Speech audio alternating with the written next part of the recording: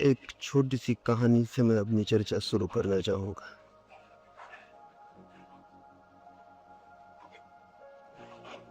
एक बड़ी राजधानी में राजमहल के द्वार पर बड़ी भीड़ लगी हुई थी।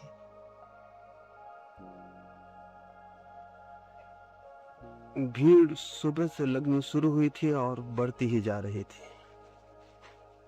जो भी आदमी आया था वो ठहर गया था और वापस नहीं लौटा था। मैं भी भटकते हुए उस राजधानी में पहुंच गया था और मैं भी उस भीड़ में खड़ा हो गया। कुछ बड़ी अजीब घटना उस दिन घट गई थी, इसलिए सारे नगर से लोग उसी महल की तरफ भागे हुए आ रहे थे। ऐसी तो कोई बड़ी अजीब बात न थी। सुबह ही एक भिखारी ने आके उस द्वार पर भिक्षा मांगी थी और रोज ही सुबह द्वार पर भिखारी भिक्षा मांगते हैं। अभी वैसी दुनिया तो नहीं आ पाई जब भिखारी नहीं होंगे, इसलिए कोई बहुत अजीब बात न थी। लेकिन भिखारी ने न केवल भिक्षा मांगी, अपना भिक्षा पात्र राजा के सामने फैलाया, बल्कि उसने एक शर्त भी रखी। भिखारी कोई शर्त रखे ये आश्चर्य की बात थी। देने वाला शर्त रखे ये तो ठीक है, लेकिन लेने वाला भी शर्त रखे ये जरूर आश्चर्य की बात थी। और शर्त भी बड़ी अनूठी थी। देखने में तो बहुत सरल बात मालूम पड़ी थी और राजा उस शर्त के लिए राजी हो गया था, लेकिन पूरा करना बहुत कठिन हो रहा था। उस भिखारी ने कहा था, मैं एक ही शर्त पर भिक्षा लूंगा और वो शर्त यह है कि मेरा भिक्षा पात्र पूरा भर दिया जाए, मैं अधूरा पात्र लेकर नहीं लौटूंगा। राजा के अहंकार को हंसी आ गई थी और राजा ने कहा था, तुम पागल हो, शायद तुम्हें पता नहीं हो तुम किसके द्वार पर भिक्षा मांग रहे हो। अगर तुम खुद अधूरा पात्र लेकर लौटना चाहते तो भी मैं तुम्हें अधूरा पात्र भरा हुआ लौटने न देता। शर्त रखने की कोई बात नहीं। और उसने अपने वजीरों को कहा, अब अन्न से भरना इसका पात्र ठीक न होगा, स्वर्ण मुद्राओं से भर दो। उस भिखारी ने फिर कहा, एक बार सोच लें, क्योंकि और राजा भी मुसीबत में पड़ चुके। ये शर्त मैंने पहली बार नहीं रखी और द्वारों पर भी रखी है और आज तक कोई भी द्वार मेरे पात्र को पूरा नहीं भर सका। राजा हंस पड़ा। बात पर ध्यान देने की उसने जरूरत न समझी और वजीर को कहा कि जाओ स्वर्ण अतरफियों से पात्र भर दो। वजीर स्वर्ण अतरफियां लाया, उसने वे पात्र में डाली। छोटा सा पात्र था, लेकिन बड़ी अद्भुत घटना घटी। पात्र में गिरते ही वे अतरफियां न मालूम कहां विलीन हो गई। पात्र खाली का खाली रह गए और तब भीड़ उस द्वार पर बढ़ने लगी थी। मैं भी उस भीड़ में जाके खड़ा हो गया था। दोपहर हो गई। भिक्षु का छोटा सा पात्र सम्राट की बहुत बड़ी तिजोरियां न भर सकी। सांझ होने लगी। सम्राट की तिजोरियां खाली हो गईं, लेकिन भिक्षु का पात्र नहीं भरा। और तब जो सम्राट किसी से भी कभी हारा न था, वो उस भिखारी से हार गया, उसके पैरों पर गिर पड़ा और उसने क्षमा मांगी कि भूल हो गई है मुझसे, मैं क्षमा चाहता हूं। और आज मुझे एक बड़े सत्य का दर्शन हो गया कि सम्राट की संपत्ति भी भिक्षु की भूख को नहीं भर सकती। मुझे माफ कर दो, मैं तुम्हारा पात्र पूरा न भर सकूंगा। भीड़ छट गई। राजा हार चुका था। लोग अनेक तरह की बातें करते हुए अपने घर चले गए और वो भिखारी भी अपने रास्ते पर हो गया। लेकिन इतने आसानी से मैं उस भिखारी को न छोड़ सका और उसके पीछे हो गए। रात गांव के बाहर मैंने उसे पकड़ लिया और उससे पूछा, क्या रहस्य इस भिक्षा के पात्र का जो भर नहीं सका। वो भिखारी हंसने लगा और उसने कहा, गांव गांव में गया हूं और न मालूम कितने द्वार पर कितने अहंकार पराजित हो गए, लेकिन तुम पहले आदमी हो जो मेरे पीछे आए हो और भिक्षा कर इस पात्र का रहस्य पूछते हो। मैं इस आदमी की तलाश में था कि कोई मुझसे पूछे, उसी के लिए मैं गांव-गांव घूम रहा हूँ, लेकिन कोई ये पूछता ही नहीं। इस भिक्षा के पात्र में कोई भी रहस्य नहीं है, और भिक्षा का पात्र उसने मेरे हाथ में दे दिया, और उसने कहा मैं एक मरघट से निकलता था, और एक आदमी की खोपड़ी मुझे पड़ी मिल गई, उससे ही मैंने इस पात्र को बना लिया। और जैसा कि सभी जानते हैं, आदमी का मन कभी भरता नहीं, इसलिए ये पात्र भी भरता नहीं। इस कहानी से इसलिए मैं अपनी बात शुरू करना चाहता हूँ कि जीवन में सबसे बड़े से बड़े रहस्यों में से समझने की जो बात है वो यही है, मनुष्य का मन जैसा है वो कभी भी भरने में समर्थ नहीं। मनुष्य की पीड़ा और चिंता और दुख और विताक इसी तथ्य पे पैदा होते हैं। हम उस मन को भरने की कोशिश में हैं जो भरने में स्वभावतः असमर्थ है, लेकिन इस तथ्य का उद्घाटन मुश्किल से ही कोई कर पाता है, और जो इस तथ्य का उद्घाटन कर लेता है उसके जीवन में क्रांति घटित हो जाती है। लेकिन सामान्यतः मुश्किल से ही शायद हमारी दृष्टि में ये बात दिखाई पड़नी शुरू होती है। हम मन को भरने की कोशिश करते हैं अनेक अनेक दिशाओं में, धन से और यश से और पद से, महत्वाकांक्षाओं के न मालूम किन किन मार्गों पर चलकर हम उसे भरने की कोशिश करते, और इस बात को भली भांति देखते हुए भी शायद हम अंधे बने रहते हैं कि आज तक कोई भी अपने मन को भर नहीं सका है। क्या किसी मनुष्य ने मनुष्य जाति के पूरे इतिहास में ये कहने का साहस दिखाया है कि मेरा मन भर गया, मेरा मन तृप्त हो गया? क्या किसी ने लंबे 10,000 वर्षों के ज्ञात इतिहास में ये बात कही है कि मैं मन की पूर्ति पर पहुंच गया, मन की आकांक्षाएं तृप्त हो गई? नहीं, एक भी मनुष्य ऐसा दिखाई नहीं पड़ता। और हर शेष मनुष्य की जीवन कथा मनुष्य के निरंतर खाली रह जाने की खबर देती। सिकंदर की जिस दिन मृत्यु हुई और जिस नगर में उसकी अर्थी निकली, उस दिन एक बहुत अजीब बात लोगों ने देखी। शायद वैसा कभी भी नहीं हुआ था और शायद आगे भी कभी नहीं होगा। सिकंदर की अर्थी को देखने लाखों लोग रास्तों पर खड़े थे। कोई साधारण आदमी न मर गया था, महान सिकंदर की मृत्यु हो गई थी, लेकिन लोग देख के हैरान हुए। उसकी अर्थी बड़ी अजीब थी। अर्थी के बाहर सिकंदर के दोनों हाथ लटके हुए थे, और हर कोई पूछने लगा कि हाथ अर्थी के बाहर क्यों लटके हुए। सारे नगर में एक ही बात उठ गई। सांझ होते होते पता चला सिकंदर ने मरने के पहले कहा था, मेरे हाथ अर्थी के बाहर लटके रहने देना, ताकि हर आदमी देख ले मैं भी खाली हाथ जा रहा हूं। मेरे हाथ भी भरे हुए नहीं। मेरी दौड़, मेरी विजय यात्राएं सब असफल हो गई, हाथ मेरे खाली। किसके हाथ भरे हुए कब गए? ये बात दूसरी है कि हम हाथों को अर्थियों के भीतर छिपा देते हैं ताकि कोई देख न ले कि ये हाथ खाली जा रहे। लेकिन अर्थियों के भीतर छिपाएं या न छिपाएं, हर आदमी की जीवन कथा निरंतर खाली बने रहने की कथा है। ये मन का पात्र भरता नहीं है।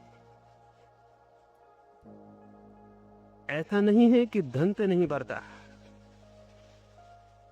ऐसा नहीं है कि यश से नहीं भरता, धर्म से भी नहीं भरता, त्याग से भी नहीं भरता। भरना उसका स्वभाव नहीं है। मोक्ष से भी नहीं भरता, परमात्मा से भी नहीं भरता।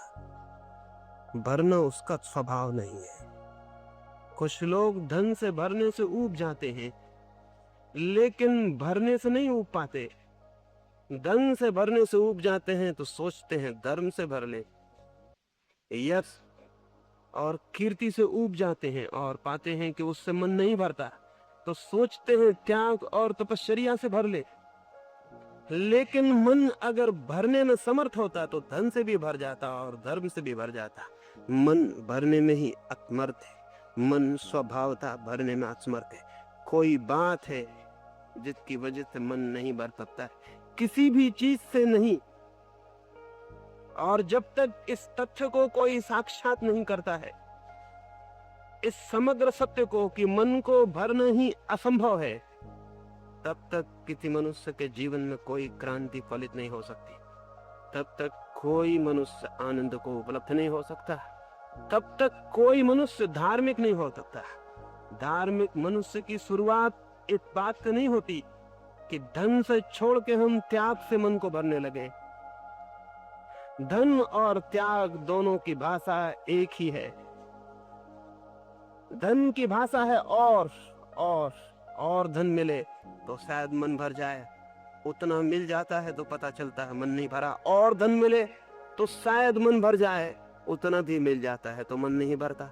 त्याग की भाषा भी और की ही भाषा है। इतना छोड़ देते हैं तो मन नहीं भरता, और छोड़ दें तो शायद मन भर जाए। और छोड़ देते हैं फिर पता चलता है और छोड़ दें तो शायद मन भर जाए। पकड़ने और छोड़ने का सवाल नहीं, और की भाषा समान है और भरने की आकांक्षा समान है। अगर मन स्वभावतः भरने में असमर्थ है तो शायद किसी रास्ते से उससे नहीं भरा जा सकेगा। और इसलिए मन के साथ मन के भराव के लिए की गई सारी बातें व्यर्थ हो जाती हैं। सारे निदान और सारी चिकित्सा व्यर्थ हो जाती। और मनुष्य की जो गहरी चिंता है, जो तनाव है, जो दुख, उसके ऊपर मनुष्य नहीं उठ पाता है। अब तक हमने जो भी उपाय खोजे हैं वो असमर्थ हो गए, असफल हो गए।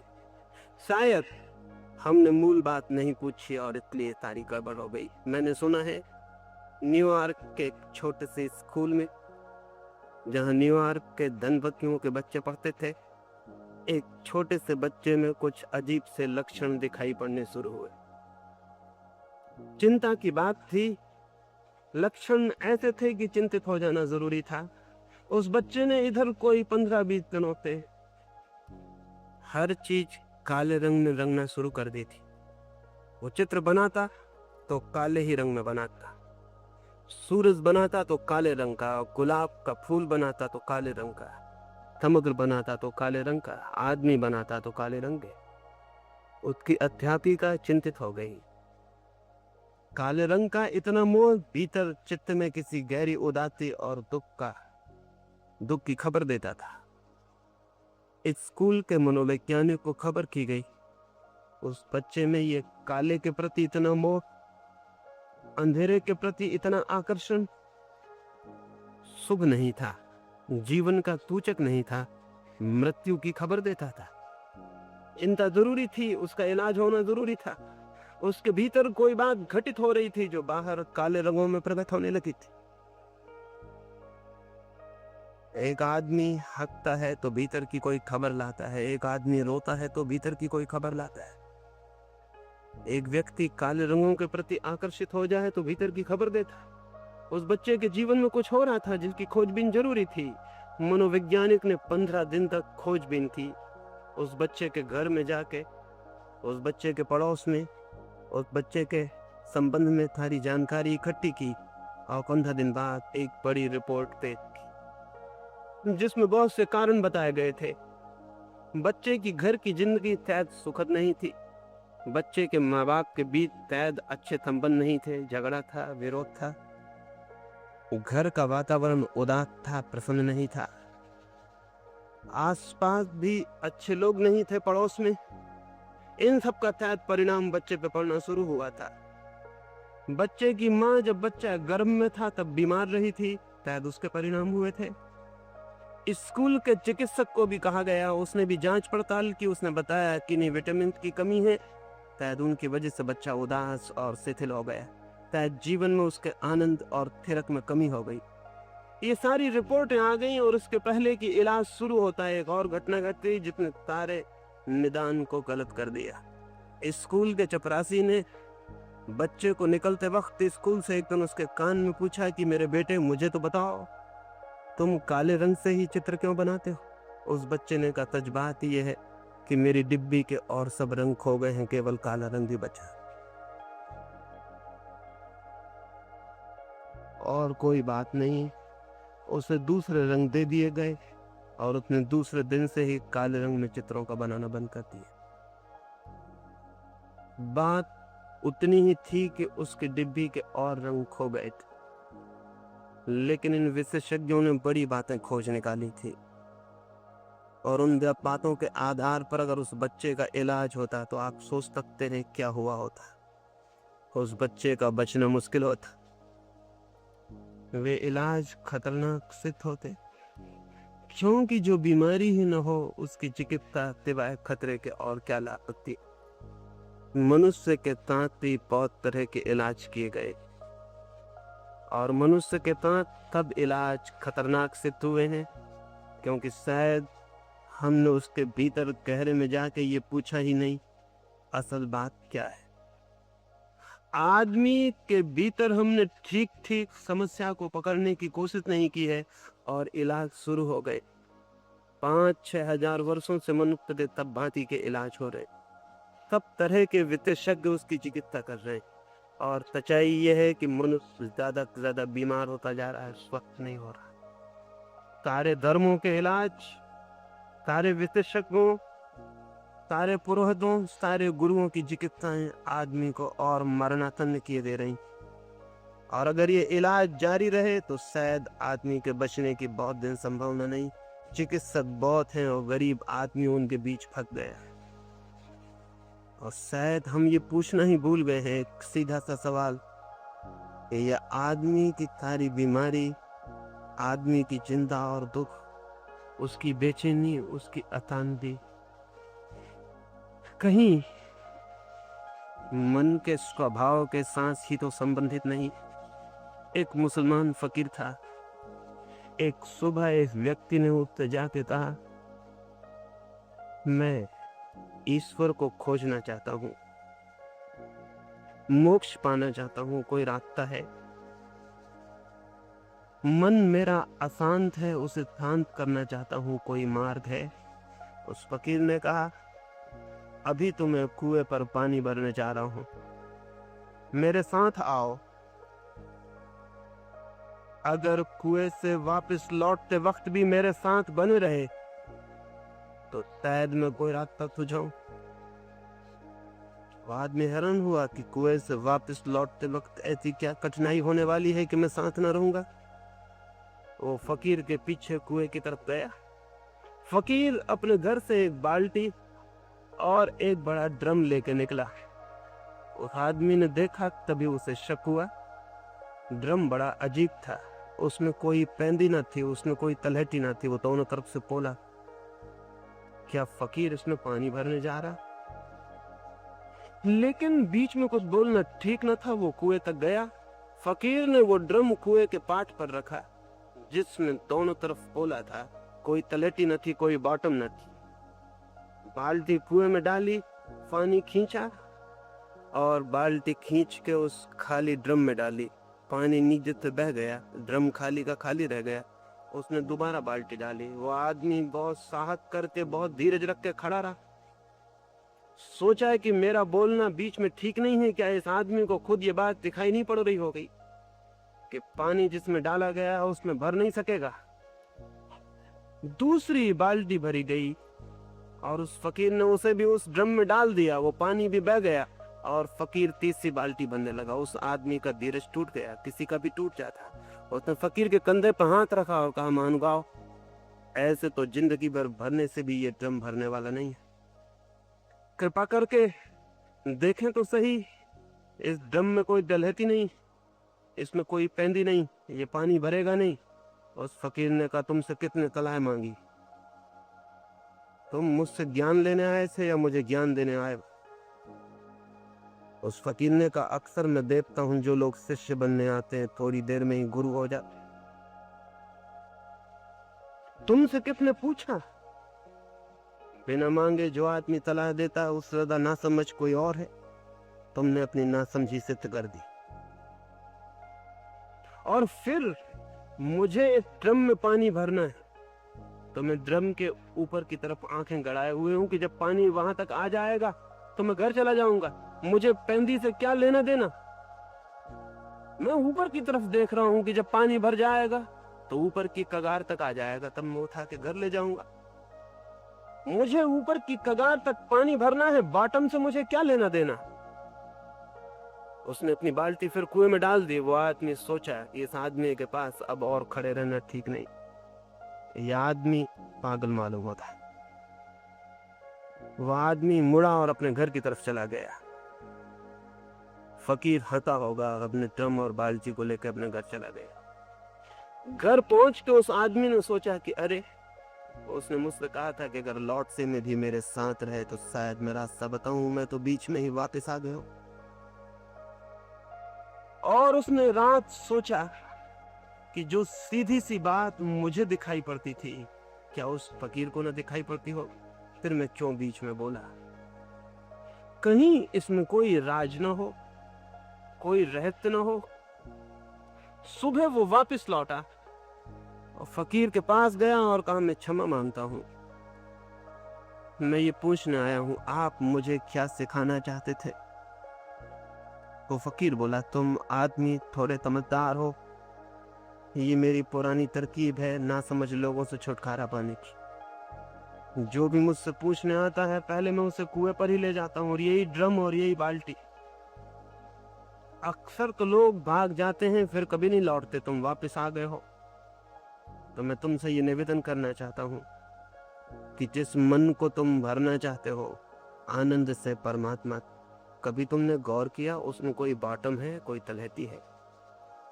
कभी भीतर खोजबीन की कि कहीं इस ड्रम की तरह ही वो पोला ना हो और तुम भरते चले जाओ और वो खाली का खाली बना रहे।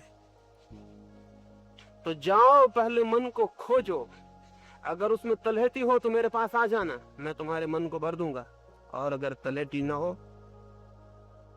और अगर ये सत्य का तुम्हें दर्शन हो जाए कि ये मन भरा ही नहीं जा सकता, तो मैं तुम्हें विश्वास दिलाता हूं उसी क्षण तुम्हारी भरने की दौड़ समाप्त हो जाएगी। और जिस क्षण तुम्हारी ये दौड़ समाप्त हो जाएगी, तुम पाओगे कि तुम सदा से ही भरे हुए हो। जिस क्षण इस मन से तुम्हारा ये आग्रह छूट जाएगा कि मैं इसे भरूं, उसी क्षण तुम पाओगे कि मन के पीछे कोई मौजूद है जो निरंतर भरा हुआ है, जो कभी खाली ही नहीं है। उस सत्य का नाम ही आत्मा है। मन को भरने की एक दौड़ है, और इस भरने की दौड़ में ही हम आत्मा को नहीं देख पाते। मन को भरने की एक विक्षिप्त दौड़ है, और इस दौड़ में ही व्यस्त होने के कारण हम उसे नहीं उपलब्ध हो पाते हैं जो हम हैं। इस दौड़ से मुक्त हुए बिना कोई स्वयं की अनुभूति को उपलब्ध नहीं होता है। लेकिन इस दौड़ से मुक्त होने के लिए कोई प्रयास, कोई पॉजिटिव एफर्ट, कोई विधायक चेष्टा, कोई साधना काम नहीं दे सकती। इस मन से मुक्त होने के लिए हम कुछ भी करेंगे, वो भी मन को ही भरने की दिशा में एक चेष्टा होगी। इस मन से मुक्त होने के लिए इस मन को जानना जरूरी है, इसे पूरी तरह से परिचित होना जरूरी है, इसकी पूरी स्थिति को देखना जरूरी है। और जिस दिन ये दिखाई पड़ जाता है कि मन तो एक बॉटमलेस पिट, एक अतल खाई जिसमें कुछ भी भरा नहीं जा सकता, जिस दिन ये अतल खाई मन की स्पष्ट दर्शन में आ जाती है, उसी दिन मनुष्य एक दूसरे आयाम में, एक दूसरी दिशा में गतिमान हो जाता है, जहां कभी भी कुछ खाली नहीं है, जहां सब कुछ भरा हुआ है। उस दिशा का नाम ही परमात्मा है। और दो ही दिशाएं हैं, एक मन को भरने की दिशा जो असफल है, सतत असफल है, जो व्यर्थ है, और जिसके अंतिम परिणाम में खाली हाथों के अतिरिक्त और कुछ उपलब्ध नहीं होता।